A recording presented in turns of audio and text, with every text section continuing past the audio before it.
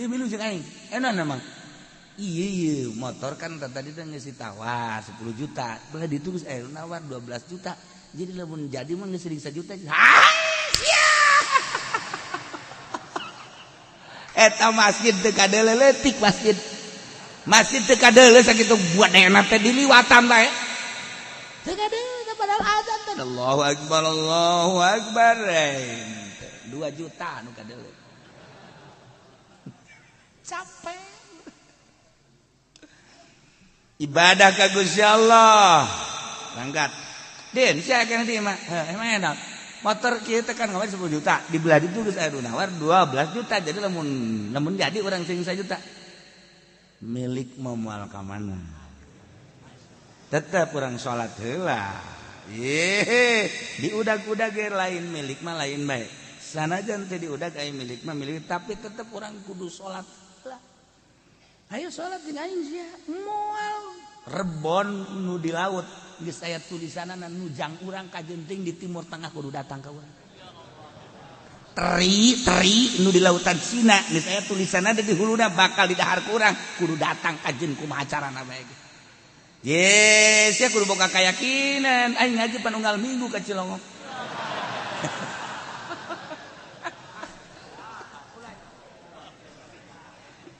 Babaturan lana taqiatuddin sia deuk salat bae geus aing mah deuk heula bae ieu mah lamun teh mah jadi 12 juta atuh sia mah atung dia teu milu ngeuman los tas blang aing mah sapira duit 1 juta tapi aing ieu ninggalkeun berjamaah sabaraha ganjaranna leg-leg ku sia 2 juta loh billahi minasyaitonir rajim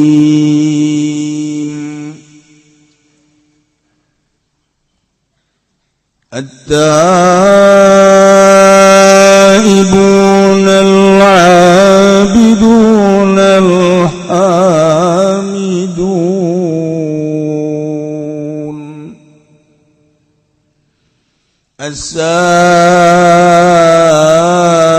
as-saihun ar-raki'un as-sajidun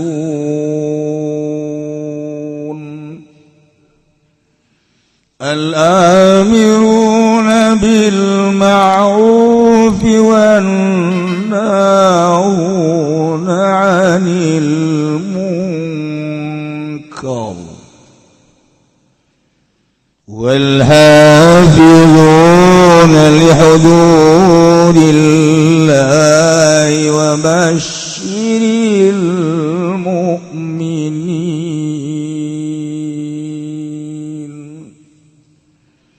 wallahu a'lamu bimuradi at-taibun al-abidun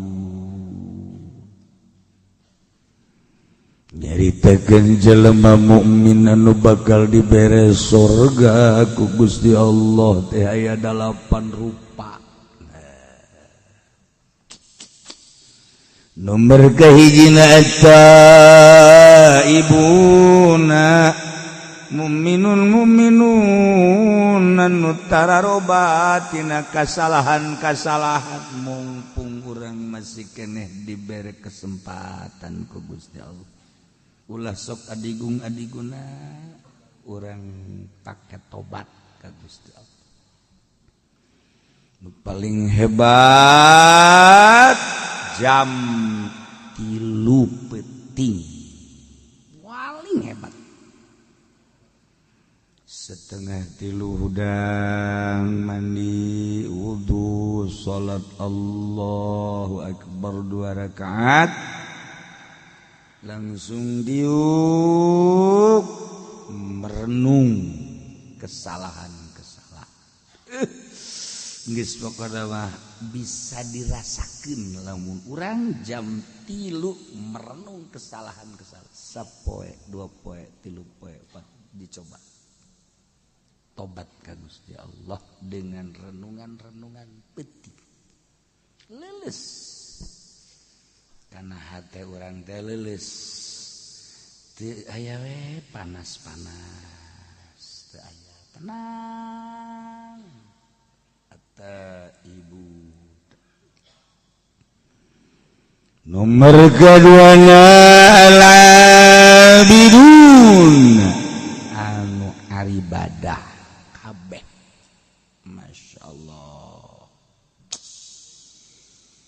Ibadat ibaratun anil itsan bi fa'lin musyirin bi ta'zimillahi ta'ala ala aqsal wujuhi fi ta'zim.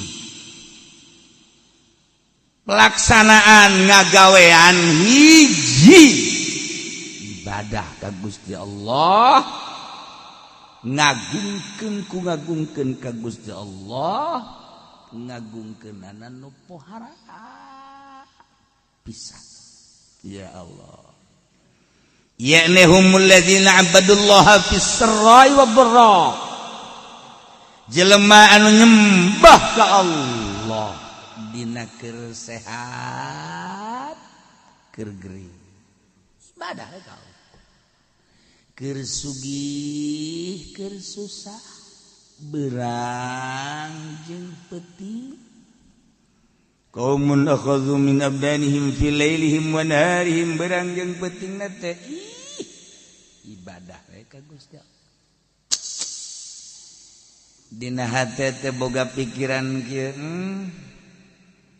aing teh eueuh tadina ku ari aya nu ngaayakeunna Allah, Maha Kawasa Allah pangeran aing, geus aya aing dihirupan ku Gusti Allah. Ya Allah ya Rabb, alhamdulillah abdi teh dihirupan ku Gusti, dulur abdi tetangga abdi nu sebaya jeung abdi geus baralik abdi masih kena dihirupan, tur dibere sehat, batur maya nu bengek, darah tinggi dan lain-lain sebagainya, tapi abdi mah dibere sehat. Gusti, iya abdi teh sehat, abdi hirup, abdi segala rupa pakena bakti ka Gusti. Naon ku Gusti dititah? Salat. Lah insyaallah leutik perasaan salat. Puasa, ya sapira puasa. Kecil sama puasa. Tahajud, ya sapira tahajud. Tuh kan. Sedekah, Gusti abdi mah jadi kanikmatan sedekah. Ngeunaheun perasaan sedekah teh. Haji kobok itu mah. Nyantu niat tim piatu asal aya indungna be nikmat. Fakir miskin. Tah. Ibadah ka Gusti Allah. Nyaan. Eueuh nu di dalam. Naon perintah Allah? Salat, siap. Urang kan ibadah teh ku ari mah berat, asa beban. Taat perintah, syariat. Keur ngeuna-ngeuna urang diuk. Ngadeng suara azan Allahu akbar di dalam urang jam. Asa aing ngawuduk cikemeh. Salat ih cepet amat. Ngapain ngadengin aja? Ngapa ngadengin azan teh? Eta digerokeun ku Gusti Allah kan hakikatna mah eta. Beres azan aya babaturan. Din, saya kira di mah aya. Ieu milu jeung aing. Enaon mah? Iya motor kan tadi teh geus ditawar 10 juta. Belah ditulis nawar 12 juta. Jadi lamun jadi mah geus 1 juta. Eta masjid teu kadeuleu leutik masjid. Masjid teu kadeuleu sakitu buat enak teh diliwatan bae. Teu kadeuleu padahal azan teh Allahu akbar. 2 juta anu kadeuleu. Capek. Ibadah ka Gusti Allah. Langgat. Din, sia kana di mah. Emang enak. Motor kieu teh kan ngawar 10 juta, di belah ditu geus aya nawar 12 juta. Jadi lamun jadi urang sing 1 juta. Milik moal ka mana? Tetep urang salat heula. Diudag-udag ge lain milik mah lain bae. Sanajan teh diudag aya milik mah milik, tapi tetep urang kudu salat heula.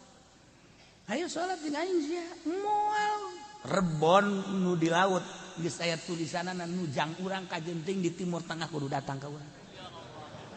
Teri nu di lautan Cina geus aya tulisanana di huluna bakal di dahar ku urang kudu datang ka jeung kumaha carana bae. Yes, ya kudu boga kayakinan aing ngaji panunggal minggu ka Cilongok.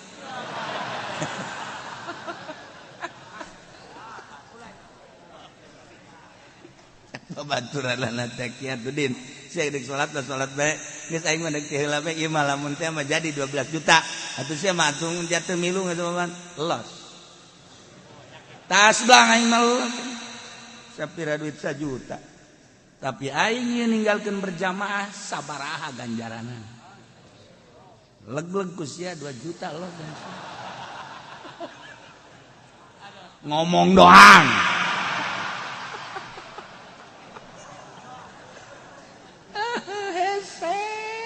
ya Allah udah kabeh bat bae ke dunia kabeh bat bae ya Allah ya Rabb eta mah tarolah keuntungan aya tah mah hasilna ieu lain Allahu akbar Allahu akbar Allahu akbar Allahu akbar siap-siap jangan dekat masjid jol bae baturna Waalaikumsalam kawana ente nah yang kapanggih be jeung sia be di kopi aju aing teu mau rokok kebeneran atuh pangmelikeun heula dibelikeun aing plak eta pan uplek tah ngarokok ngopi ngarokok deureus rokona tinyana mah pun ti urang keneh aju terus bae salat bagus ka mana bae eta kan rugi jasa coba lamun hebat bae kieu ente mah kopi ieu ieu ka kieu gampang orang ngopi ngapa ngarokok tapi orang salat teh lah berjamaah ya tuh salat mah panjang keneh waktu teu bisa aing mah ieu lamun teu berjamaah ngageter hirup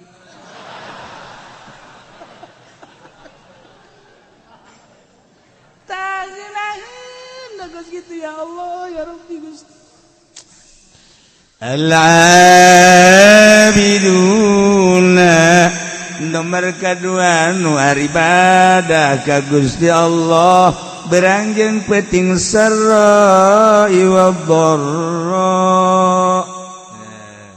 keur boga keur teu boga tetep ibadah ka Gusti Allah sehat jeung gering tetep ibadah ka Gusti Allah berangjang peting tetep ibadah ka Gusti Allah tentu ku Allah engke bakal dicoba sia teh ku aing dicoba keur loba mah ka aing ibadahna para cik ku aing dikurangan ku ari dagangna merosot ekspor impor geus eueuh ku ari bahan bakuna geus eueuh properti ting jarungkal ku ari toko kitu keneh Indomart ge geus tinggal bangunanna doang sabar subur ge buarali karyawanna cingluh ge ku ari geus hampir-hampir goyang ayo sia dikaluar-luarkeun karyawan mulai karyawan teh aing geus ngaji tetap aing geus ibadah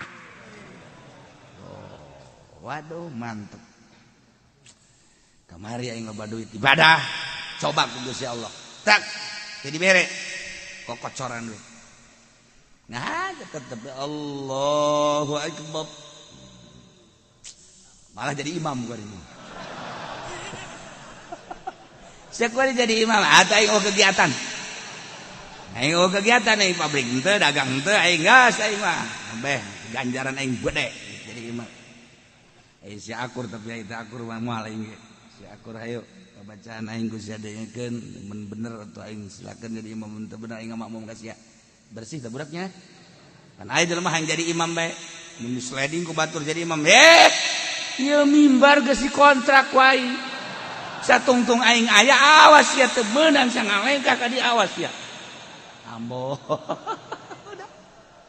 aduh aki-aki goblok tuh al-abidun gering urang setik tetep bae paksakeun Allah biasa bae saha nu nyaho gering eta anu terus maot aju urang salat bae kan mantep ya Allah dua alhamidun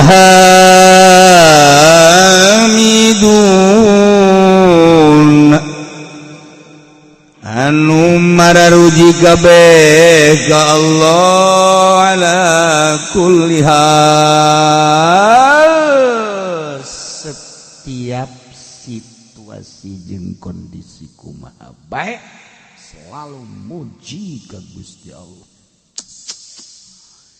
jelema anu muji ka Gusti Allah dek teu muji kumaha atuh dek teu muji kumaha sebenarnya mah ka Gusti Allah urang teh eueuh ka aya nang Allah ya Allah ya Rabb alhamdulillah diayakeun geus aya di hirupan Gusti alhamdulillah abdi teh diurus ku Gusti sanggeus diurus urang sehat alhamdulillah dibere sehat geus sehat teh pan karasa kuari dahareun nu amis karasa amis nu asin karasa asin pahit karasa pahit peuheur karasa peuheur eta kan ngaranna sehat bokos kitu teh Gusti alhamdulillah alhamdulillah peuting karasa peuting beurang karasa beurang pan kadang-kadang jelema teh sehat bah beurang teu karasa beurang peuting teu karasa peuting teh sehat ngaranna ieu mah sehat alhamdulillah muji ka Allah ya Allah ya Rabb ketika orang diberi gering sales mah masih muji alhamdulillah lah sapira sales mah batur mah lumpuh orang diberi laleles tapi bisa kere lempang alhamdulillah Gusti kekarek diberi leles batur mah geus teu bisa lempang diberi orang geus teu bisa lempang alhamdulillah Gusti batur mah teu bisa diuk abdi mah diuk bisa keneh bisa orang atuh mah diuk tuh kan bisa diuk tapi teu bisa lempang alhamdulillah batur geus bisa diuk-diuk acat bari mah bisa ngedeng doang tapi robah mah bisa batur bae teu bisa robah-robah acan abdi mah ya alhamdulillah ngedeng mah bisa robah bisa ngomong mah ngeunah kadak dibere pararanas beungeut bae ge batuk saeutik maju bae teruskeun salat neng bilang aing mah geus baal salat bongan ku Allah dibere gering Gusti Allah tolol teh budak ku aing nyoba ka sia muji terus ka Gusti Allah alhamdulillah li'anna Allah akhbara an ahli al-jannah bi annahum yahmiduna Allah ta'ala sebab Allah ngabejaan ka urang kabehan tentang ahli surga bahwa ahli surga teh maruji selalu ka Gusti Allah dina Al-Qur'an dijelaskan wa akhiru da'wahum anil hamdulillahi rabbil alamin selalu maca alhamdulillahi rabbil alamin wa akhiru da'wahum tungtung undanganana ucapanana ahli surga alhamdulillahi rabbil alamin takkan jeung Nabi kana Nabi idza atahul amru yasru qala alhamdulillahilladzi bi ni'matihi tatimmus shalihat idza atahul amru bi kurhi qala alhamdulillahi ala kulli hal lamun kangjeng kadatangan perkara nu ngabungahkeun macana alhamdulillah bi ni'matihi tatimmus shalat tatimmus shalihat tapi lamun nilih hiji perkara kadatangan hiji perkara pika embungan macana alhamdulillahi ala kulli hal ya Allah ya Rabb masya Allah tuh ya awwalu man yud'a ila al-jannah yaumal qiyamah alladzina yahmiduna Allah ala kulli hal bis-sarra'i wad-dharra pangheulana jelema anu disambut anu digerokeun anu diprioritaskeun ila jannah ka surga yaumal qiyamah jaga di poe kiamat alladzina yahmiduna Allah ala kulli hal jelema-jelema anu maruji ka Allah tina setiap tingkah fisarra wad-dharra kabeh ge atuh nang Allah tinggal muji bae geus ka Gusti Allah mun hayang pangheulana digerokeun ka surga geus bae urang selalu bersyukur muji ka Gusti Allah dengan bahasa alhamdulillahirabbil sok biasakeun ti kuari hiji at-taibun dua al-abidun tilu al-hamidun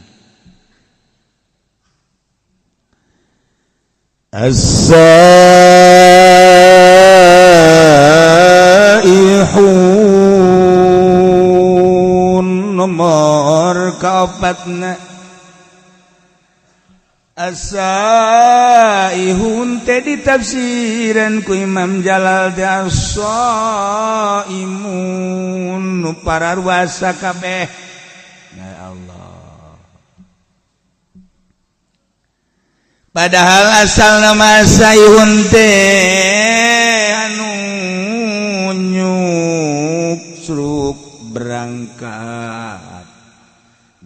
ninggalkeun lembur dalam rangka ibadah. Bahasa kerenna mah berkelana, tapi berkelanana lain yangan ani. Ieu mah berkelana si seuri heran aing mah.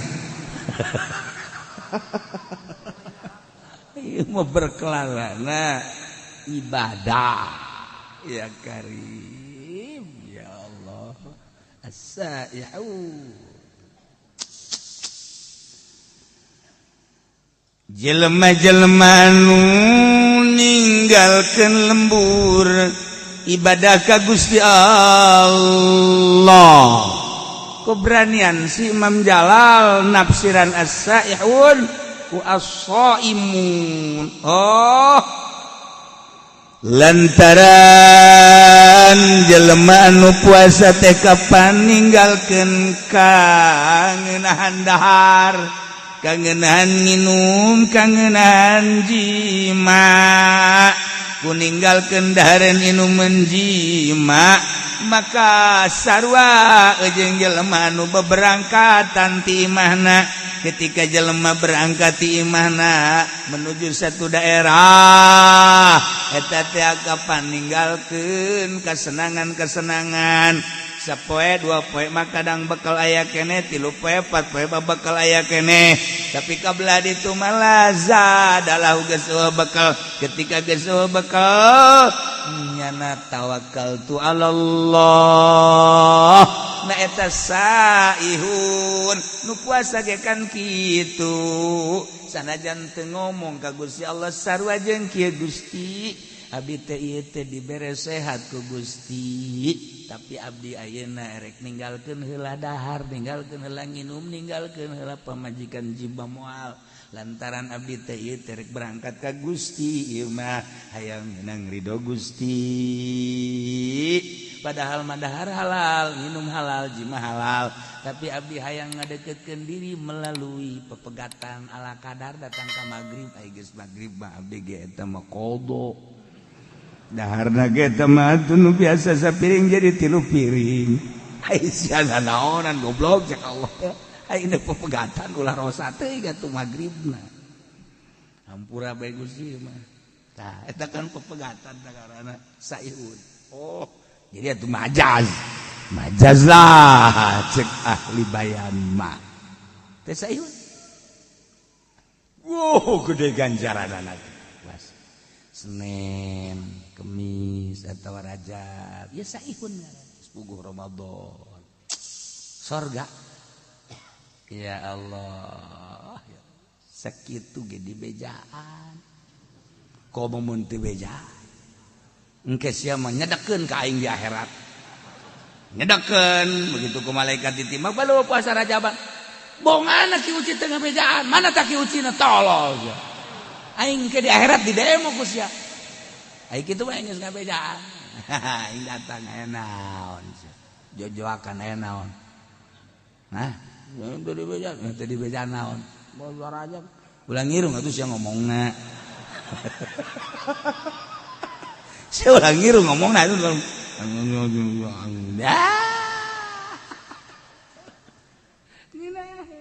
Aing malah nyedekeun ka sia.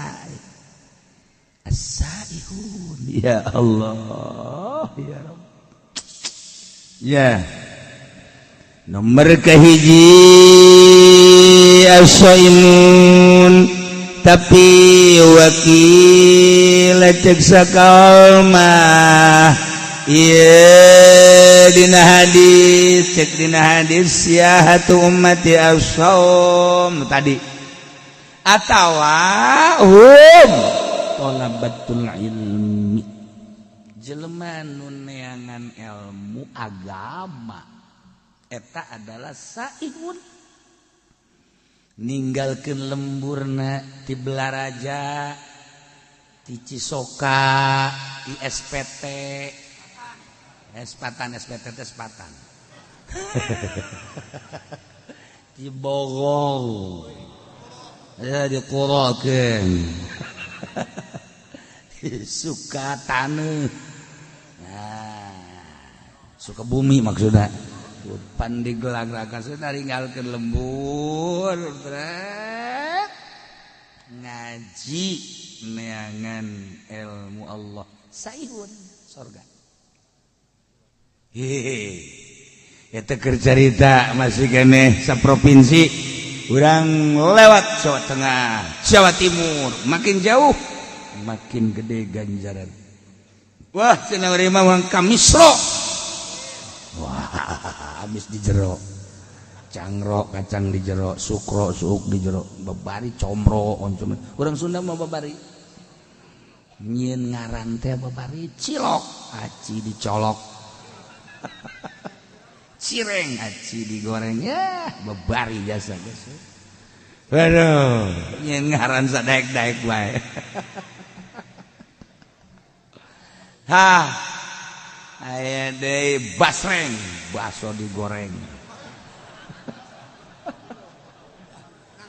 Macam-macam, disebut jauh, tinggalin zaman. Tah, saihun teh talabatul ilmi santri-santrian. Sebab yantaqiluna min baladin ila baladin fi talabihi.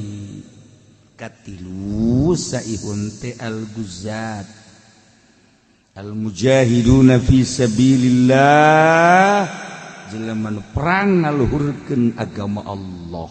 Masya Allah. Saihun Kangjeng Nabi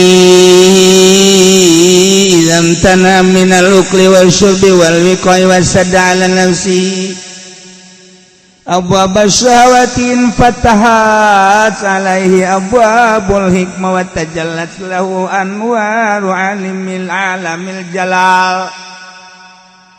Saihun teh jelema-jelema anu pararuasa ninggalkeun dahar nginum jima hayang menang ridho Allah, berarti jadi pepegatan jeung kalazatan dunia.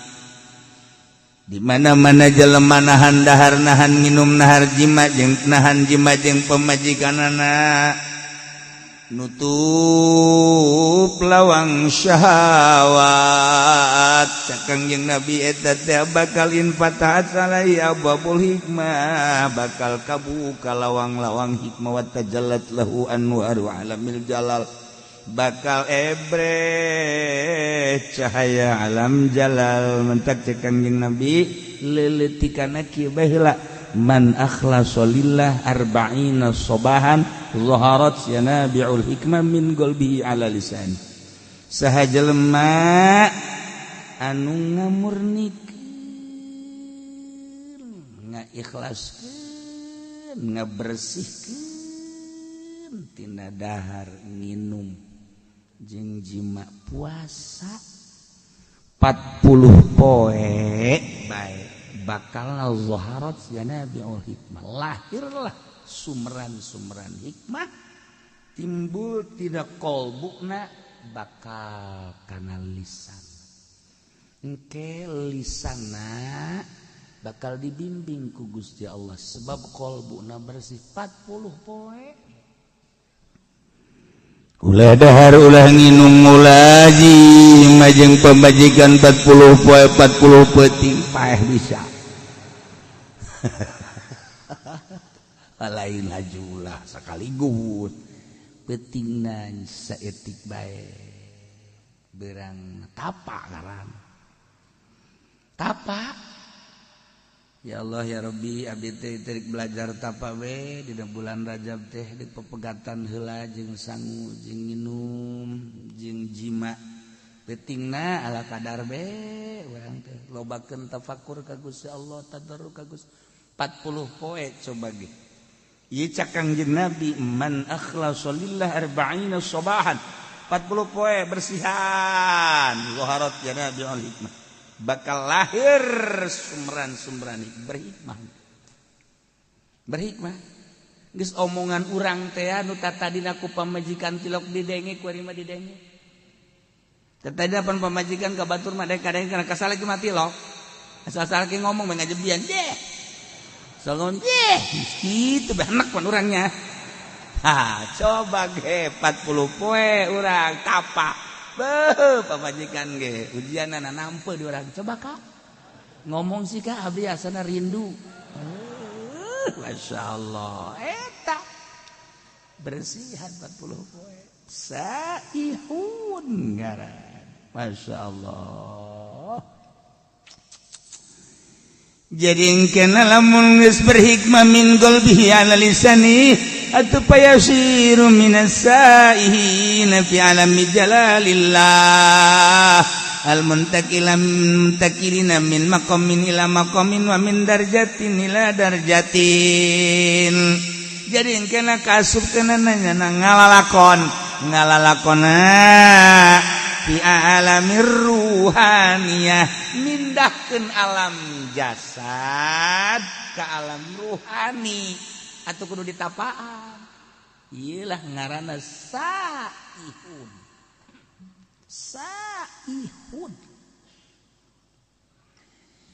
Di Bani Israel baheula teh aya hiji perguruan di mana-mana asup kadinya guru ruhani. Kita puasa tapang ngaranna riyadhah 40 poe 40 peti. Lanjut kuari ge masih bala di Israel, di Bani Israel.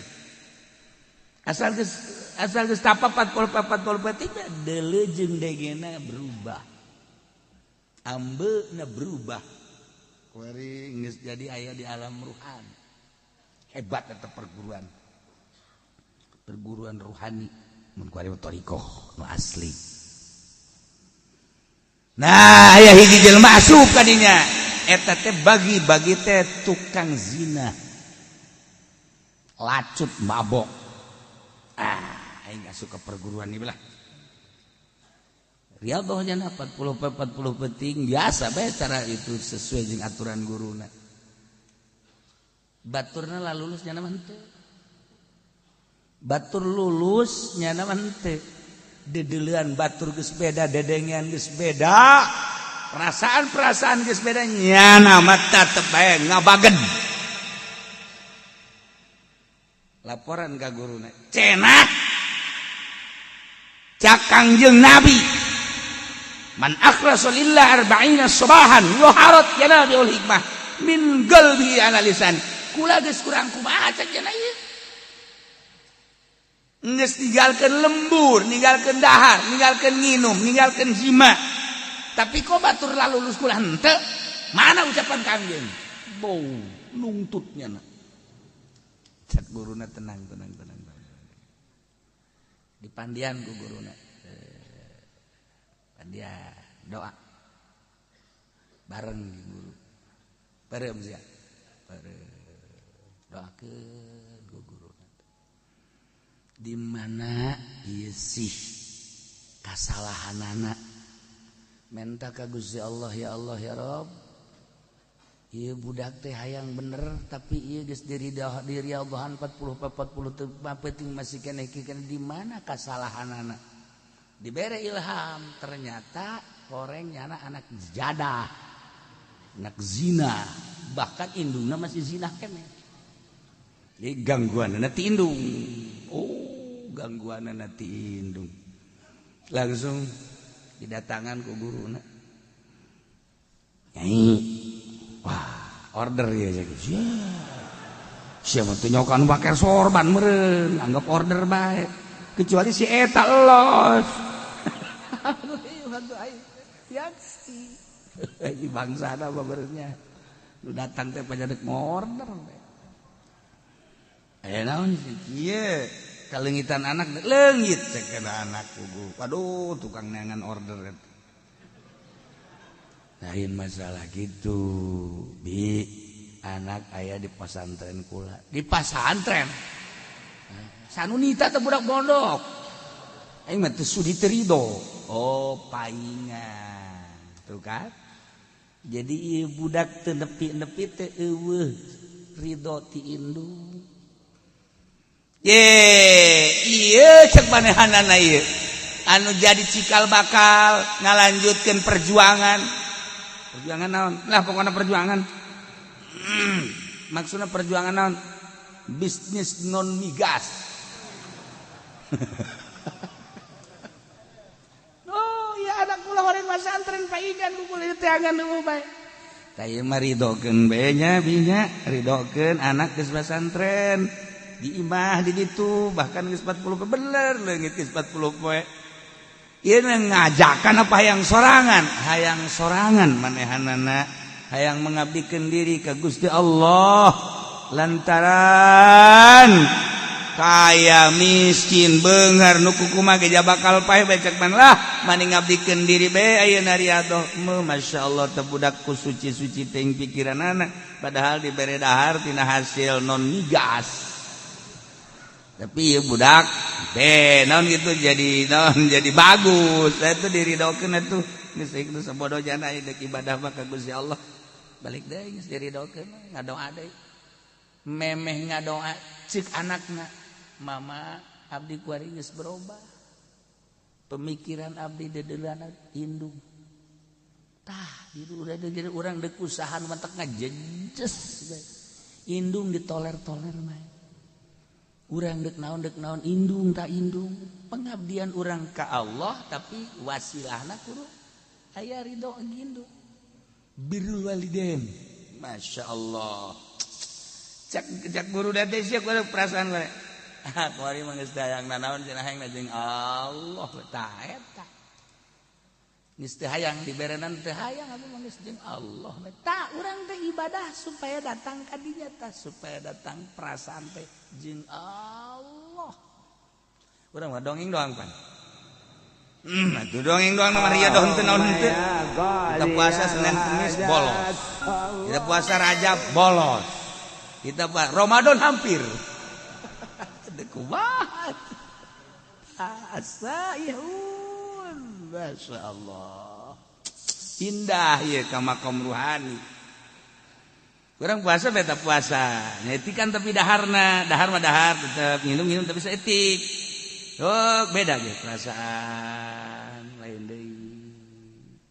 Dedeulan lain deui. Aju embung ka mana-mana. Embung ka mana-mana. Sayhud. Tuh kan ya kari. Lailah. Jelema mukmin anu bakal dibebungah ku surga 8. Nomor kahiji at-taibun, nomor kadua al-abidun, nomor katilu al-hamidun, nomor kaopat al-asaihun. Jelema nu pararuasa ninggalkeun kaladatan dunia menuju ridho Allah. Atawa thalabatul ilmi ninggalkeun lembur demi untuk meraih ridho Allah melalui ilmu Allah. Teu asup salian teh ilmu Allah mah. Ilmu teh kan kabagi dua, aya ilmu dunia, aya ilmu akhirat. Nu dimaksud di ilmu akhirat. Ilmu dunia mah kacau bae. Ilmu dunia nama ilmu dunia nu lain ilmu akhirat ilmu dunia kacau. Ieu bae ilmu akhirat. Atawa guzat al-mujahiduna fisabilillah. Mantap Kangjeng Nabi Isa disebut Masih Saihun Masih Isa al-Masih Ibnu Maryam Isa. Masih teh nya mah teu boga tempat. Kangjeng Nabi Isa mah teu boga tempat tinggal. Matak lempang we terus mah dakwah terus. Masih Ibnu Maryam. Teu boga tempat. Mantak urang kuari riweuh amat teu boga tempat bage kudu membingung. Kangjeng Nabi Isa mah teu boga. Teu bogaeun sajengkal-jengkal aja. Ya Allah. Nu laloba ge ditaringgalkeun ku urang geus itu urang kumaha Allah bae. Cenah dibere alhamdulillah, teu dibere alhamdulillah. Tah supaya datang ka dinya tah. Hese.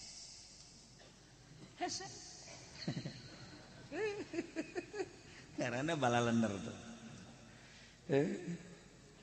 budak jasana aing mah teu pernah ngawakafkeun eta ka masjid. Kok pajar wakaf bae? Ieu tuh bapak kolot wakaf. Atuh kunaon teu bebeja ka aing ka bapak kolot jigo. Kahayang aing bapak kolot ngawakafkeun teu bebeja ka aing. Geus aing masjid dijual. Masya Allah, kayak lain nambahan wakaf, pendahan ngejual wakaf.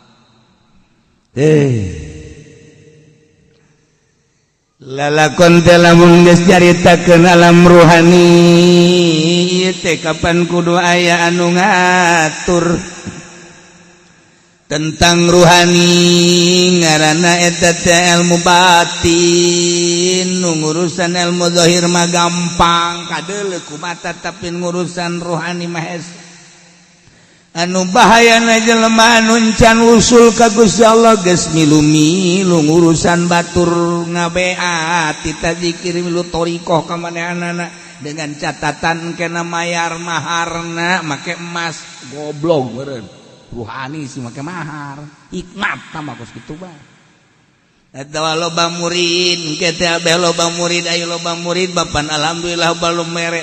Salah. Atau aing mah yang loba murid teh lain masalah aya dibere abeh agung abah agung aing kulobaan mangke. Salah. Lumantak mun encan usul ilallah ulah osok ngabeat batur. Sorangan deh heula. Sorangan geus datang ka mana perasaanana aju aya tanda. Jelema nu geus usul teh aya tanda minimal 3 tandana. Minimal geus teu bisa dibohongan. Geus ketika aya jelema nu ngasup-ngasupkeun thariqah saha guruna anu kan aya tanda. Aduh karunya amat eta takabur tu budak ngasup-ngasupkeun thariqah. Ih cek janekeun ibadah ka urusanana aya syariat pa syariat. Thariqah mah lain kudu geus usul. Ya tuh usul anu nyaho tama iwal ti Allah. Pan aya tanda.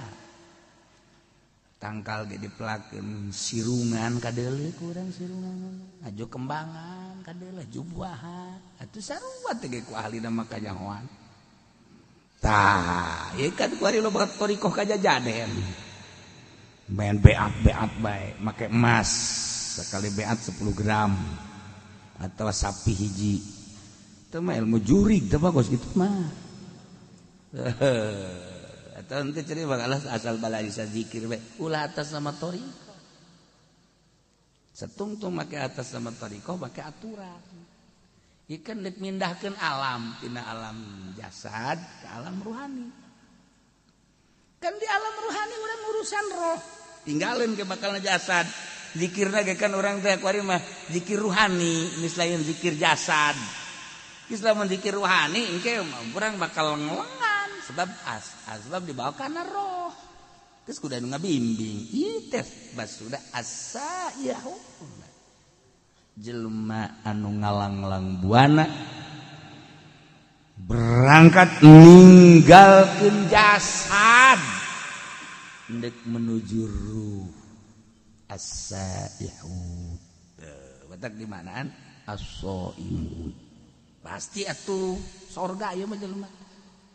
Sorga. Neangan kuari urang teh anu bebeneran deuk ka Allahna. Anu lalampahanana teh lillahi ta'ala. Di lembur urang teh angan kiai namun salat nu lillahi ta'ala, alamun ngazakat lillahi ta'ala. Kiai eta lamun ngaji embungeun dibayar nya nama tilok make turga target. Lamun make turga target eta mah lain kiai nu kitu mah ngaranna ronggeng.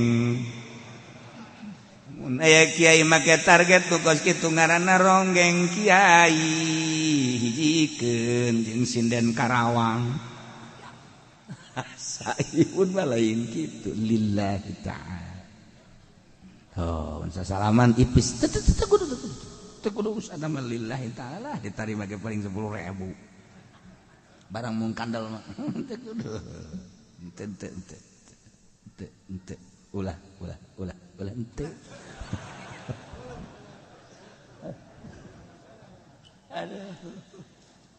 La ilaha sa'ihud ya. Eueuh di urang perkumpulan halqah. Riungan thariqah eueuh. Kuduna makan aya babacaanna khusus, tujuanna khusus nu ngabimbingna khusus. Cara ashabus supah geus ulah hayang nanaon. Geus abe ulah kabita neuleuh motor, teu kabita neuleuh mobil, teu kabita neuleuh jabatan makomo. Hiji we Allah. Lah cenah kiai ulah kos kitu cenah ngomongna kumaha cenah mun jelema kos kararitu engke ieu saha nu ngurus nagara. Ulah waka ngomong kitu sia. Teangan aya nu daekeunna goblok. Ye ulah sok aju ulah ngomong kitu cenah kiai beusi jelema kararitu kabeh. Ulah waka ngomong kos kitu aya nu endegna. Je digantung sia ku aing.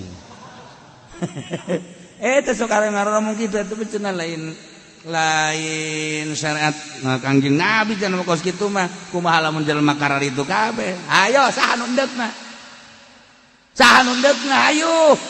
Ninggalkeun warung, ninggalkeun toko, ninggalkeun tani, ninggalkeun bisnis, ninggalkeun pamajikan, ibadah bae ka Gusti Allah.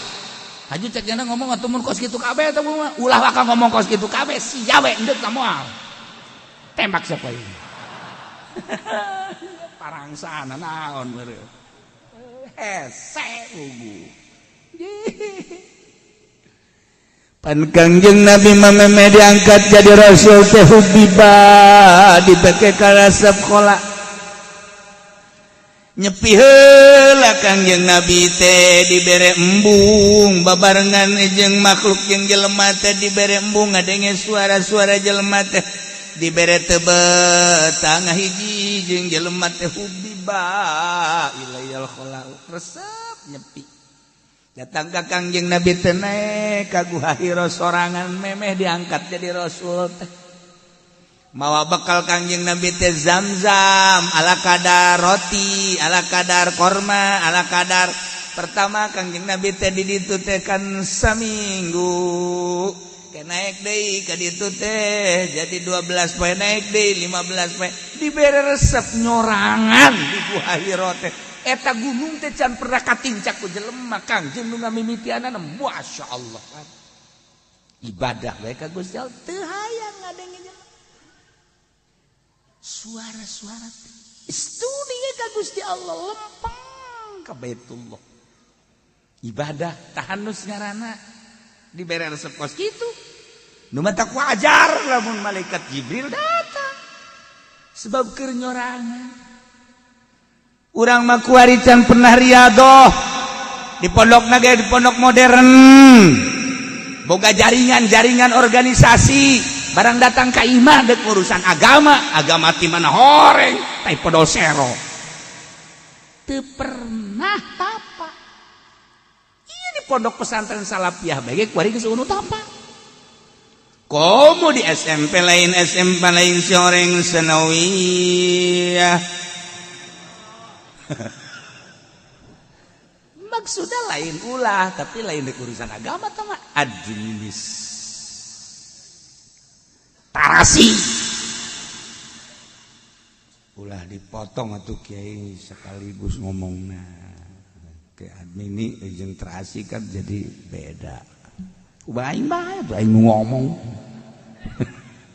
tah engkena jadi kada demes kana dunia kada demes engkena kada dunia lah cenah kiai henteu ieu mah deuk nyeun pondok pesantren modern tapi teu kada demes kana dunia nonggeng aing mana jelemana beungeut tak kos kumaha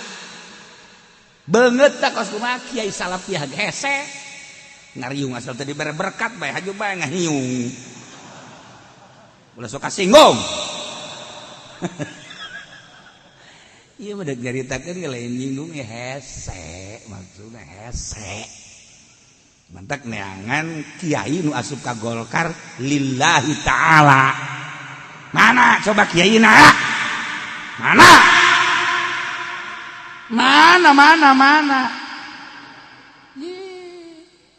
sia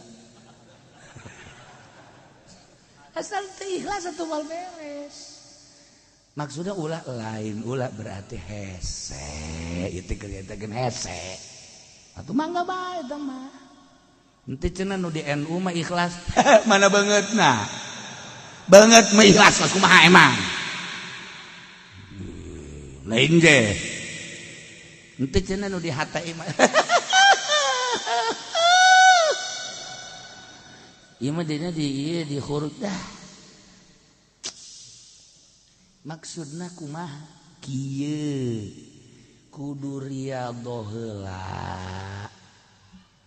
Geus beres hasil riyadhah ket teu hayang kana dunia. Nafsuna geus bisa dielehkeun. Hasil riyadhah hiji wari di deuleu agama mangga deuk dicing di NU macang caya. Ndek boga organisasi mangga. Ndek di HTI sakae, ndek di Hurud pege, di Muhammadiyah sabodok. Geus ikhlas jasa. Aja deui mah dek di Golkar bae lantaran ieu mun kiayan mangga asal ulah resep geus kana dunia. Demi agungna bangsa jeung nagara aing dek cicing di Golkar. Aing dek nyieun yayasan, teu hayang aing mah kana dunia. Ieu mah bener-bener ngadidik atuh mah. Tuh kan hasil riyadhah heula. Engke karasana mah niat jelema lamun geus tersep kana dunia urang hayang deukeut. Tapi lamun resep bae kana dunia urang embung. Okos ka Habib. Habib baheula mah urang resep jasa ka Habib teh lantaran teu resep dunia. Ya sing iki mah mengkonon. Tah kan? Ka kiai deh ka kiai ka guru. Ka guru baheula makan di ajeng-ajeng mama sumping kuari mah itu guru datang deui. Karena ke minggu kamari ku geus datang deui. Bejakeun aing eueuh kitu. Geus teu hayang ka pagejeun guru goblok. Ulah disalahkeun habibna, ulah disalahkeun kiaina, nu disalahkeun kepribadianana cinta dunia. Ajakan ngaji ku kabehan nongkrong sapeker dulur. Ayo orang ngararaji, hayang ngararaji teu hareangeun masyarakat kunaon? Lain deuk ngaji di benak hatina hayang dibere. Di benak hatina hayang meuli ban setipan pun. Oh, siang hooh. Bersihan riyadhah ngaranna. Sok geura di gunung urang cicing, udag ku jelema. Di leuweung urang cicing, di udag. Ulah aya hayang dibere. Ulah hayang dunia hiji Allah as-saihu. Puasa teu dahar teu gilu mah gampang, tapi puasa ulah hayang dunia. Mantak lamun hayang lu sahabat datang ka Kangjeng ya Rasulullah.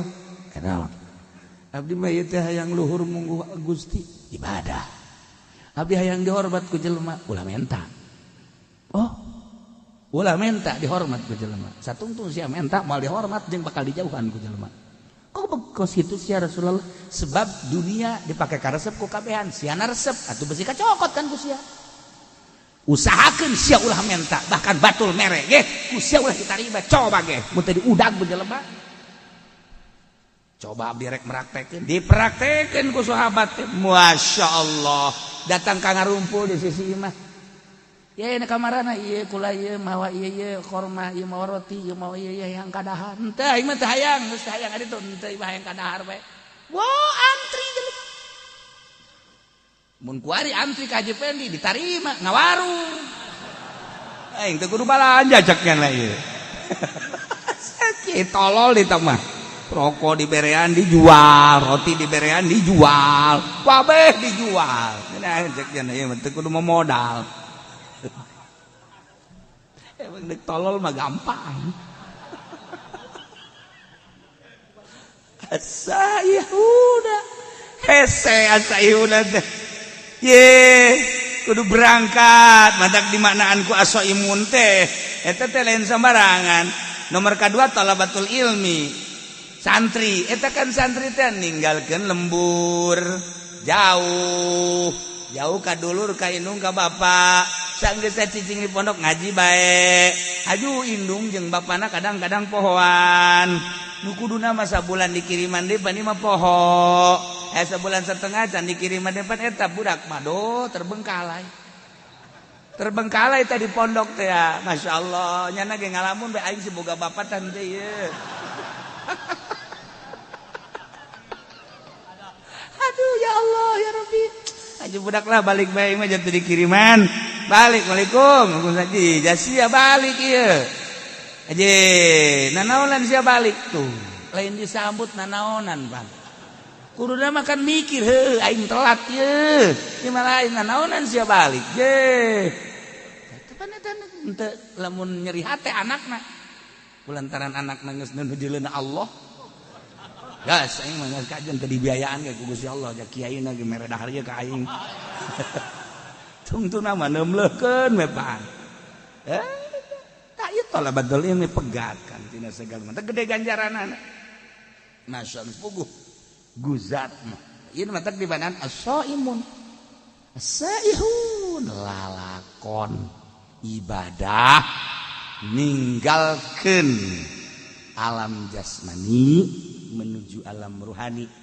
Ieu carita tafsir as-shaimuna di jero deui atuh eta teh tadi ngalep ngaranna sakumaha dongeng tadi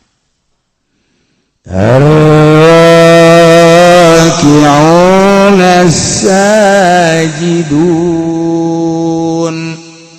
anu raruku kabeh jeung nu sarujud ayal musalluna tegasna nu sarolat rakiun jeung sajidun teh teh kinaya kana salat sebab hiji ibadah anu dirukuan kecuali salat teu hiji ibadah anu disujudan kecuali salat dimimitian kunang tung dah nangtung masih kene loba anu nyaruan tapi ketika ruku jeung sujud mah geus nu mantak nu dimaksud nama rakiun sajidun teh salat tapi nu diomongkeun nama rakiun sajidun teh jeung qaimuna sebab qaimun mah aya anu ngakuran tapi ruku jeung sujud mah teu aya.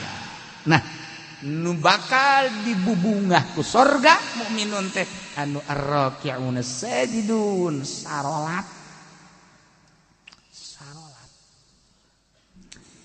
salat teh maksudna manem bongkeun katawaduan ka Gusti Allah lantaran awalul maratibi tawadu lillahi ta'ala al-qiyamu awalul maratibi tawadu lillahi ta'ala warruku wasatuha wasujudu goyatuha nangtung awal darajat DPDP ka Gusti Allah ruku pertengahanana sujud puncakna Masya Allah.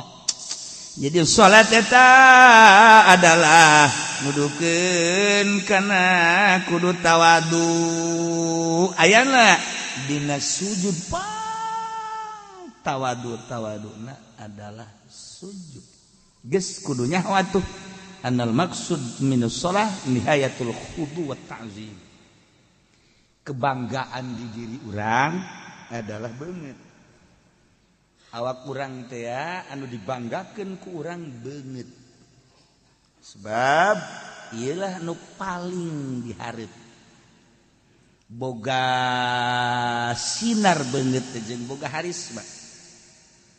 Urang lamun neuleuh beungeut SPM serem atawa beungeut jawara mata beureum kumis mablang jagot sempong awak kuru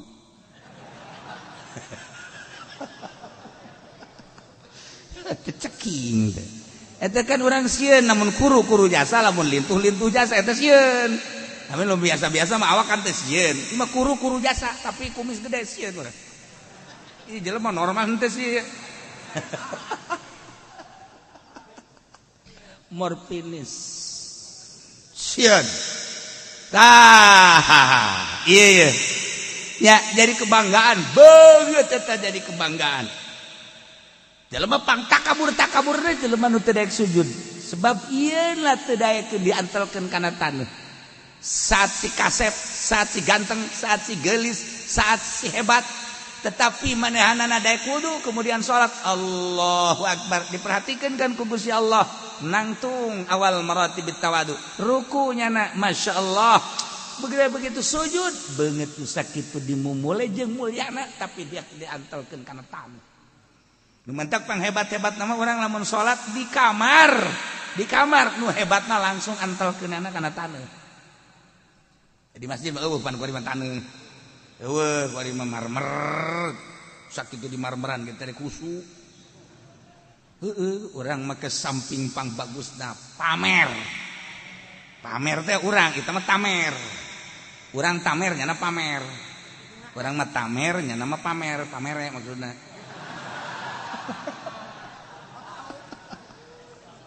samping nupang bagusna baju nupang bagusna sajadah nupang bagusna ya di jero masjid nupang bagusna kopeah nupang bagusna geus kabeh pang bagusna salat apa ngajamin husu kolbuna can dibersihan mah lain terletak pada pakaian pada kolbu pakaian mandek bagus deh kumaha engke kolbuna geus bersih mah ngunaheun ieu kolbuna supaya nyebut Allahu akbar teh hiji Allahu akbar Allah maha agung supaya datang urang ka Allah maha agung salat urang teh ya bener-bener tawadu jadi berarti beneran salatna aya sahabatna Rasulullah salat hayang bener sih kumaha ti mimiti wuduna nu bener cak Kang wuduna heula nu bener lamun wuduna bener salat teh bakal bener tu wuduna teh bener sakumaha papatong hisang wudu teh salat teh wal bener wuduna heula nu rapi hadirkeun beres salat mudahan bakal ieu kahuswanana engke ku Allah dibere aqrabu ma yakunul abdu ayakuna sajidan pang deket-deket da kaayaan hamba keur sujud ka Allah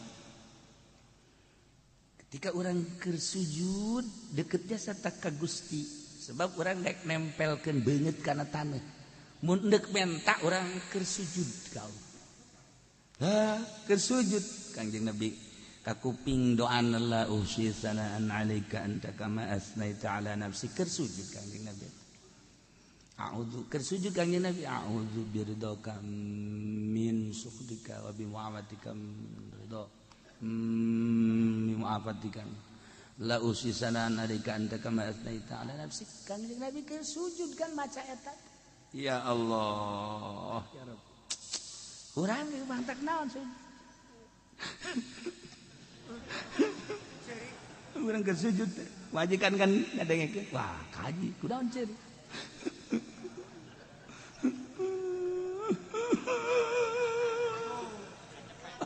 majikan ge bagtara milu nya ge milu ceurik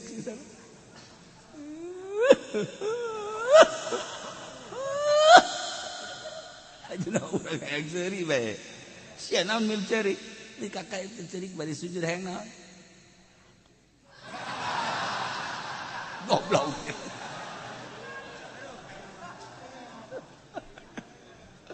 peta keur sujud urang naon kabutuh urang masyaallah ar-raki'un as-sajidun salat beungeut tu sakieu mulyana dimumule ku urang tapi didaek dipake sujud geus sorga iyalah ar-raki'un as-sajidun masyaallah al-amiruna bil ma'ruf wan nahuna 'anil munkar urang nu nyaritakeun salat nya ieu keur carita we heulanan Sayyidina Abu Bakar Siddiq radhiyallahu salatna 2 rakaat nya nama penting sholli sunat tahajud rakaatin Allahu akbar 2 rakaat doang ngan saquran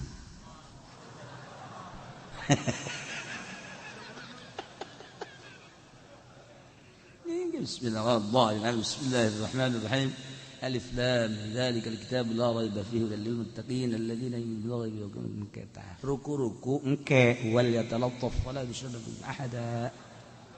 Allahu akbar. Rakaat kedua wal yatalattaf datang ke qul a'udzu birabbin nas. Sayyidina Abu Bakar Siddiq radhiyallahu anhu.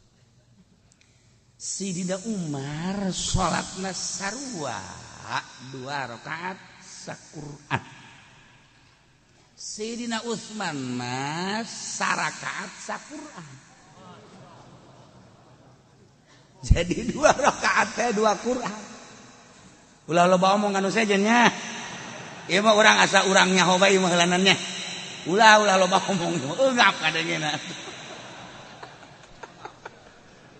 Lu bentak Sayyidina Utsman mah gelarna ge Zinnurain.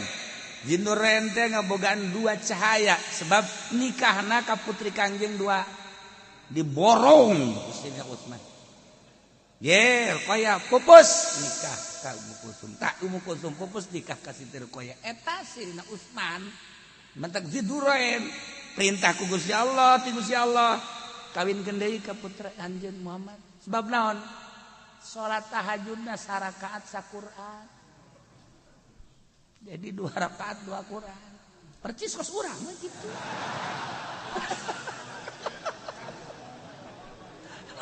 Murigak bulu ngalengena. Ya Allah ya Rabb Zinnurain. Masyaallah karim. Hei, saya cerita kerana. Tuh sarua Sayyidina Ali ge kos kitu badak Khulafaur Rasyidin kumaha nandinganana. Ye. Ese ngomongkeun anak urang. Insyaallah karim. Kabelah dina dihitung ku urang, dihitung pembacaan. Lamun hayang tamat teh hayang tamat coba. Kurang dikejar. Lamun urang sajuz seperempat menit. Seperempat jam. Berarti kan sajam sabaraha? Iya. Dalam sekolahna teu naik meureun budaknya.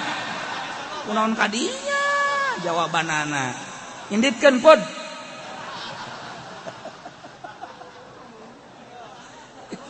Jadi berarti sajam sabaraha? 4 juz. Sajam 4 juz. Jadi lamun 60 juz teh ya. Lamun 60 juz sabaraha jaman? Eta keur dikejar ku urang teh saparapat jam. Nah, lamun hayang rineh kan setengah jam. Kurang sajuz teh setengah jam. Sok geura baca Quran setengah jam. Kalau masuk ngitung, cek aing baca Quran coba ya. Lamun saparapat jam, wah bisa ngabuncal-buncal. Mus mun aya jelema tetet. Bisa kan capek. 20 rada deres, setengah jam normal. Eta nu lancar setengah jam normal. Aing ngeunaheunana mah atuh sajam. Lamun sajam sajuz. Atuh berarti lamun hayang 60 juz. 30 juz. Tambahan lah. Lamun maksudna dua kali tamatan tah sarakaat. Diudag kurang. Jadi berarti 60 juz, 30 juz. Eta kan hese tah. Ngudagna moal ka udag. Udag geus kurang moal bisa nuturkeun Sayyidina Utsman, Sayyidina Abu Bakar Siddiq. Mal bisa. Oh nyana mah lain alam ieu. Ngalengkah ke alam ruhani. Okos azan Ki Bilal lamun didengikeun ku urang 60 km kadeng. Ki Bilal suarana. Allahu akbar. Allahu akbar. 60 kilo. Kadenge kaserang berarti. Coba Haji Pendi tidak azan. Ayo coba.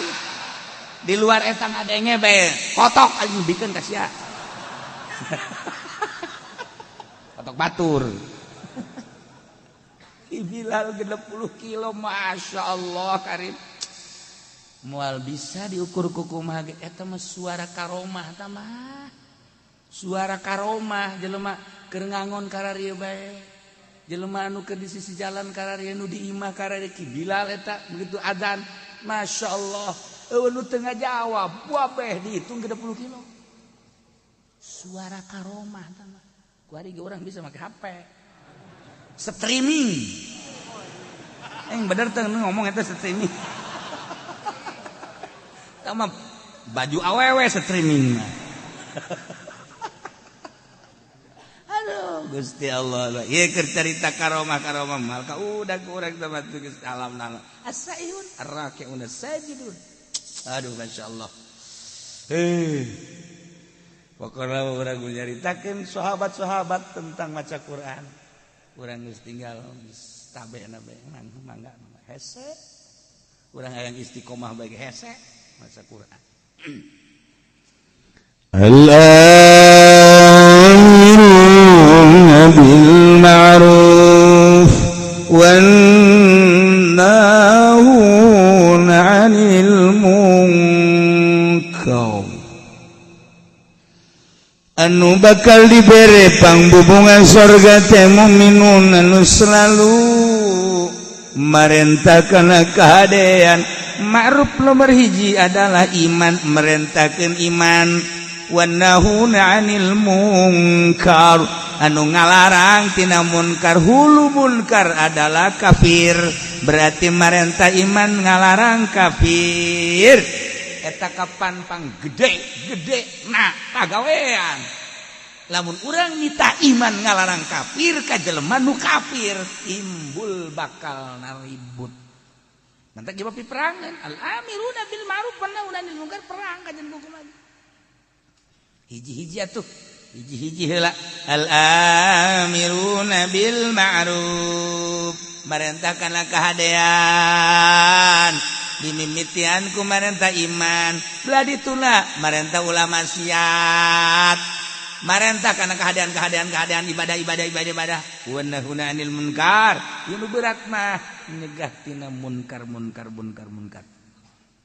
Entak lamun teu disederhanakeun ribut diunggal negara kajen kumaha sebab ieu perintah amr ma'ruf nahi munkar.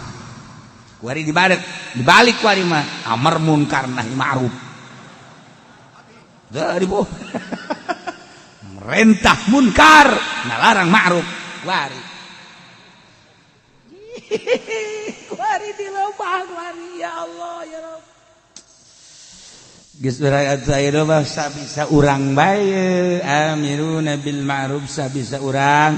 Naon nu urang bisa diparentakeun, jeung naon nu urang bisa dilarang. Cara urang bae melalui pengajian, melalui rajaban, maulidan, jeung sajabana urang terapkeun al-amiruna bil ma'ruf wan nahuna 'anil munkar. Sabisa-bisa urang sebab teu bisa kuari melalui birokrasi di negara, geus leupas negara tina amar ma'ruf nahi munkar. Lepas. Nyana mah geus teu urusan amar ma'ruf nahi munkar, geus leupas. Masyaallah, karim lepas. Urusan ananya nama APBD, APBN, proyek. Urusan agama. Sebentak ditegoran ku Gusti Allah, banjir, angin, gempa. Tegor ku Gusti Allah, ulah kamalina anteuing sia teh hari rup teh marukan kumaha. Kos pangeran bae sia. Aingin langit, aingin bumi, aingin sia, aingin Quran. Sia ditoler-toler. Aing aya, sia ngeunanyeun aing, podaran sia ku aing. Dialingan ku Allah. Banjir. Dialingan deui ku Allah, ayo gempa. Elingan deui angin. Urang zikir teh keur waktu aya gempa bae. Subhanallah. Eureun bae gempa seserian deui. Banjir. Subhanallah. Masyaallah. La ilaha illallah. Eureun we banjir. Eureun deui. Sak Allah teh banjirkeun deui kitu ku aing ieu. Teu titahayu ibadah ka Gusti Allah. Jadi pamarentahna eueuh we deui nu nitah. Eueuh nu nitah, kembalilah kepada Allah. DPR teh endahan pasini be, nyung pasini. Hayu nitahan coba tuh. Ditahan babalik ka Gusti Allah, lobakeun istighfar. Jadi urang ngeunaheun gitu tang ngadengena. We nu ngahayu-hayu kejadian alam.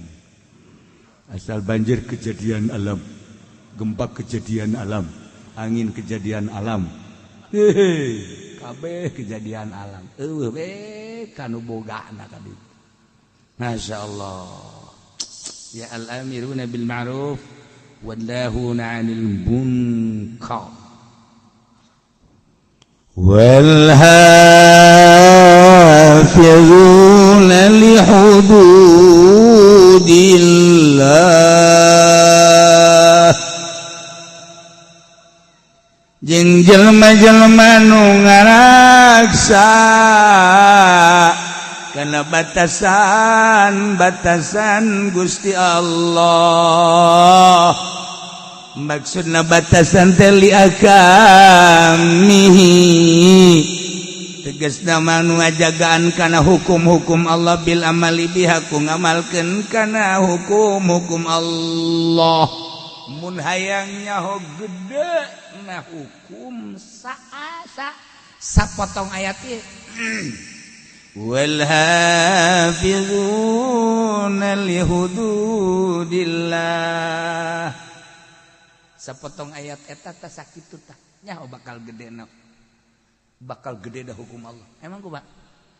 Nu ngajagaan kana hukum Allah. Hukum Allah teh disebut taklif. Ari taklif teh pamerdih. Pamerdih teh perintah kabagi dua, aya ibadah disebut ubudiyah, aya muamalah. Ibadah ya ieu teh urusanana patalina jeung salat, jeung beatuh engke dina fikih babus salat. Jeung nu patali kana salat wuduna, jeung patali kana syaratna, jeung patali jeung pembatalanana. Ieulah hafizuna li hududillah. Hite salat. Engke salat lagi aya fardu, aya nu sunnah, aya nu makruh, anu haram. Oh. Iya hafizuna li hududillah. Puasa bagian ibadah puasa. Iya kan puasa tah. Geus naon teh hartina puasa? Kemudian puasa nu farduna nu mana, puasa nu sunahna nu mana? Aturan-aturan puasana kumaha? Dibuat bae ke babus shaum. Hafizuna li hududillah. Salat, puasa, zakat, sarua. Dijieun kana fikih babus zakat. Haji, babul haji. Ya Allah ya Rabb, iyalah wal hafizuna li hududillah, jadilah bagian ubudiyah. Dijieun bab. Ieu menang nyokot tidak hafizuna li hududillah aya bab salat, jeung nu ta'alluq kana salat, bab puasa jeung nu ta'alluq kana puasa, bab zakat jeung nu ta'alluq kana zakat, bab haji jeung nu ta'alluq kana haji. Ya Karim. Ieu wal hafizuna li hududillah. Sebab li ahkam kuari bagian muamalat. Bagian muamalat eta aya anu patali, jeung usul asolah, jeung anu gair asolah. Nu asolah ieu adalah bagian kana hawasul khamis, panca indra. Panca indra teh kabagina 5 atuh panca teh 5. Indra jadi indra nu 5. Mana hiji-hijina? Mazuqat rasa, malmusat ieu tah. Masmuat ieu teh ceuli, masmumat ieu teh irung, mubsorot ialah mata. Dijieun dina fikih engke nu patali jeung madzuqat. Patali jeung madzuqat teh rasa, berarti ieu urusanana kadaharan jeung inuman. Eta lah madzuqat, ayalah ke di fikih babut ta'am. Berikut jeung surbi-surbina. Lah geus lamun carita ta'am engke kabagi ka dituna aya nu nabat aya nu hayawan. Geus lamun nu nabat sarana pertanian kumaha eta pikih ka dituna. Lamun anu hayawan kabelah dituna engke aya anu hayawan urusan mencitna, urusan nu dijadikeun udhiyahna, urusan anu dijadikeun buronanana jeung sajabana dijieun engke babna tina madzuqat jokotna. Masyaallah isa potong ayat wal hafizuna li hududillah. Mal anggeus setengah maghrib. Ayo sia mazukot. Tadina pikir teh lamun urang ngarti mah ya, ngarti. Oh iya babu ta'am. Oh mazukot berarti muamalah. Oh, huluna. Namun urang nyaritakeun ieu teh babu saum. Oh ieu teh bab ubudiyah ngaranna. tina wal hafizuna li hududillah berarti patali jeung puasa ubudiyah. Bedana muamalah jeung ubudiyah naon? Ari muamalah mah limaslahatin mar'iyatin lidin. Lain gitu limaslahatin dunyawiyah. Ari ubudiyah mah lain ka maslahatan bangsa dunia. Lain ka maslahatan bangsa do bal libasohila mar'iyah din. Balik teh ka maslahatan agama ubudiyah. Jadi nyaritakeun ubudiyah mah nyaritakeun kemaslahatan agama ujung-ujungna akhirat. Langsung teh bajang patalina jeung urang mah doh disebut teh. Urang nyaritakeun salat urusanana pribadi urang jeung Allah. Urang nyaritakeun puasa pribadi urang jeung Allah. Urang nyaritakeun zakat pribadi urang jeung Allah. Urang nyaritakeun haji pribadi urang jeung Allah. Tah eta ubudiyah ngaranna urusanana pribadi urusanana jeung akhirat. Urusan dunia. Geus teu urusan duniana engke patalina teh mah jeung hukum di mana-mana ka urusanana mun ngacaukeun karak aya sanksi. Muamalah mah urusan dunia. Ya, nu tadi tah madukot tina cicip rasa. Berarti kan urusanana dahareun inumeun. Kuari malmusat teh nu diragap. Nu diragap teh baju taragapeun malmusat. Geus mana nu haram dipake jeung mana nu meunang dipake ieu baju pakaian. Asupna malmusat wal hafizuna li hududillah. Aya aturanna. Anu dipake ku urang teh aya nu haram, aya nu halal. Kitu keneh barang-barang malmusat, sendok, piring, pinggan, jeung sajabana barang-barang dapur, mana nu halal jeung mana nu haram istimalna. Malmusat karana termasuk awewe papa mana nu haram ditoel jeung mana nu wajib ditoel.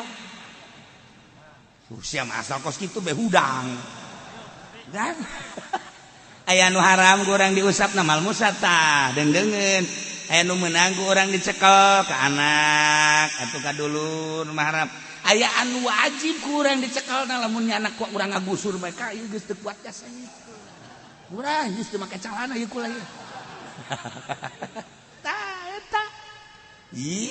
Eta malmusat ngaranna tah. Eta berarti kan babna bab wiko, bab jima.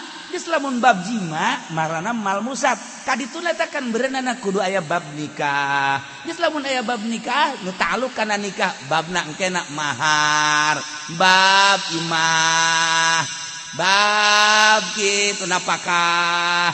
Tuh dijieun dan fikih tina malmusat. Kabelah dituna engke anu muzilah lin nikah anu ngaleungitkeun kana nikah tolak berarti engke kadituna tolak teh kabagi-bagi bae tolak bain kubro dan sebagainya. Engke kadituna aya anu ngaleungitkeun dengan cara sumpah ilah dengan sumpah zihar dan lain sebagainya. Eta pikih di huluna mah wal hafizuna li hududillah patalina jeung malmusat jieun babna sabaraha puluh kitab. Wal hafizuna mal anggeus datang ka magrib. Muamalah ayo sia karake madukot nomor kedua malmusat nomor katiluna masmumat nu kaambe. Naon nu kaambe ku urang aya nu halal anu haram aya nu makruh. Urang teh lamun nyium pamajikan diciumkan di ambean sunah menang ganjaran. Tapi lamun dihandapeun bujal ka handap udah coba-coba ambean ku sia buka di ambean. Eleh kebodongkol mah. Tah ieu bos kumaha teh aturan-aturanana. Dibere dijieun babna dina fikih ya karim. Doh mazukot, malmusat, kemudian ayeuna mah masmumat. Kuari masmuat nu kadenge ku ceuli.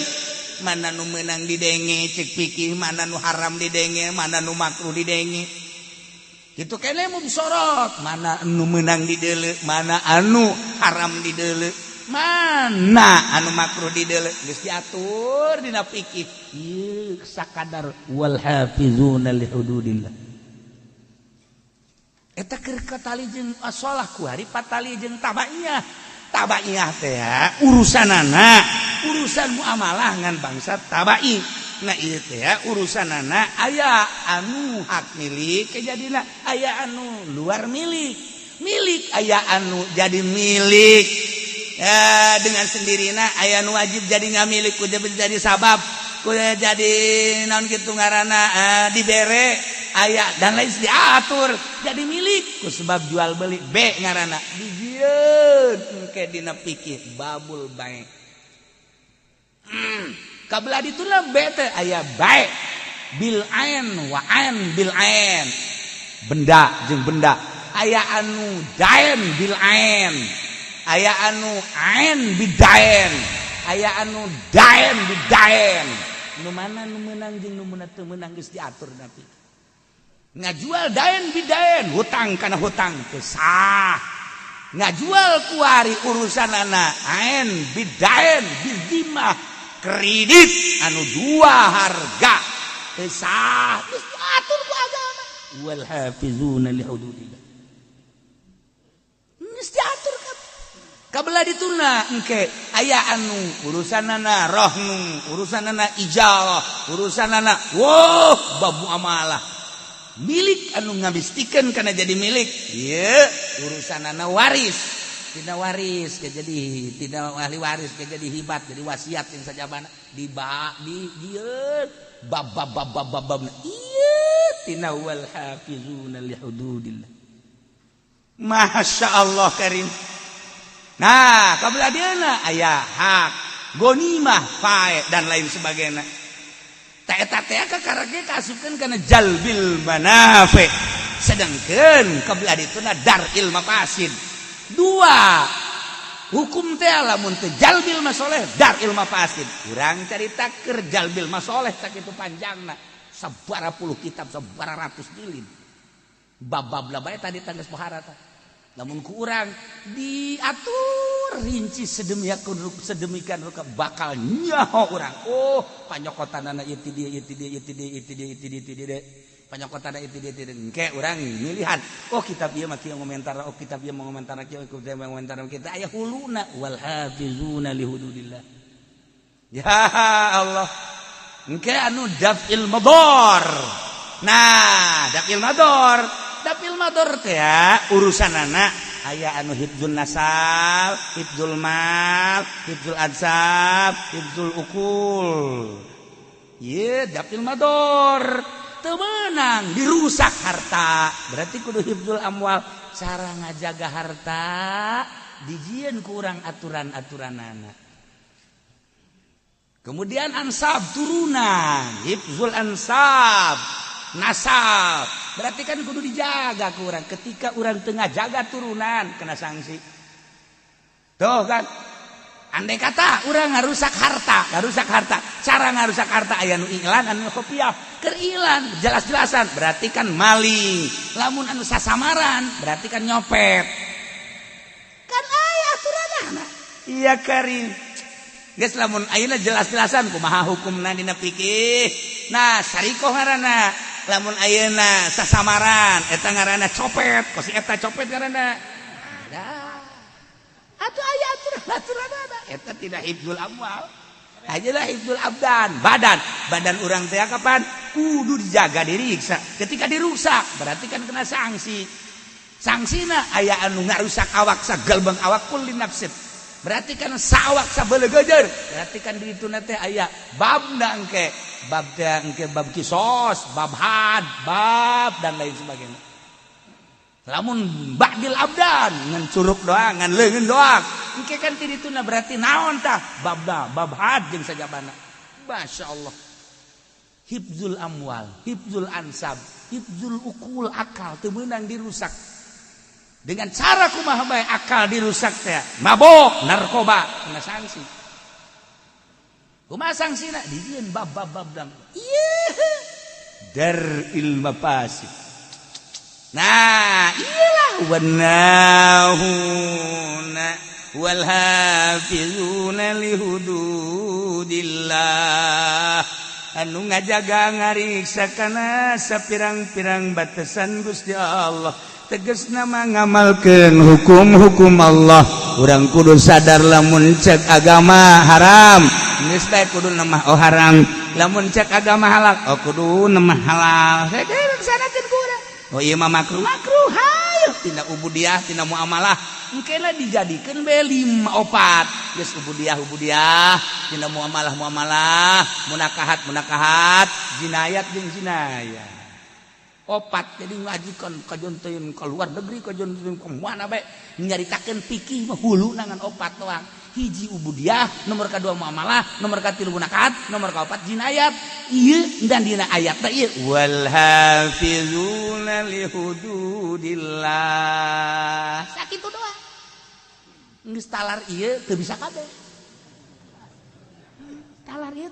hese al hafizuna li hududillah ya Allah maha kawasa Allah maha besar Allah maha segala-gala Allah dengan sekelumit bahasa Gusti wal hafizuna li hududillah tapi kerangkum kabeh kerampid kabeh pikih sab pikih kabeh sadunya aya kabeh di jero ayat wal hafizuna li hududillah nu 4 hulu teh tadi hiji ubudiyah 2 munakahat 3 muamalah 3 munakahat 4 jinayah tidinya dijieun bab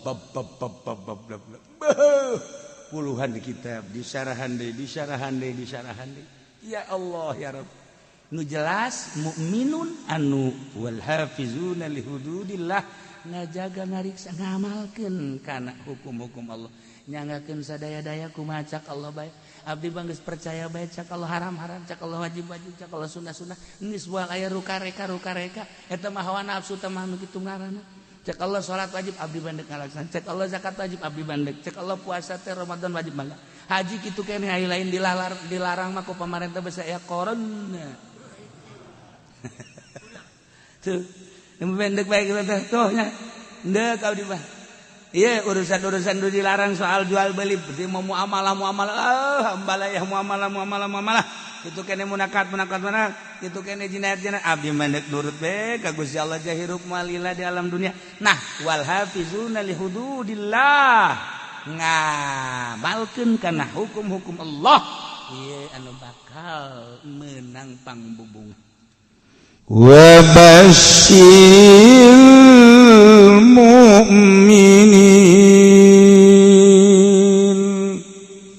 bungakeun ku anjeun Muhammad para mukminin sarana bere bil jannati surga ya Allah mukminin lanu boga karakter ataibuna al-abidun al-hamidun as-sa'ihun ar-raki'un as-sajidun al-amirun bil ma'ruf wan-nahun 'anil munkari wal hafizuna li hududillah etalah anu bakal dibere pangbubunga surga wa basyiril mu'minin mudah-mudahan urang kabehan dibere bisa muka mata hati urang sehingga urang bisa ngamalkeun ayat ataibuna sampai dia jeung urang nemah ka Gusti Allah Subhanahu wa taala hingga urang dibere ku Gusti Allah pangbubungah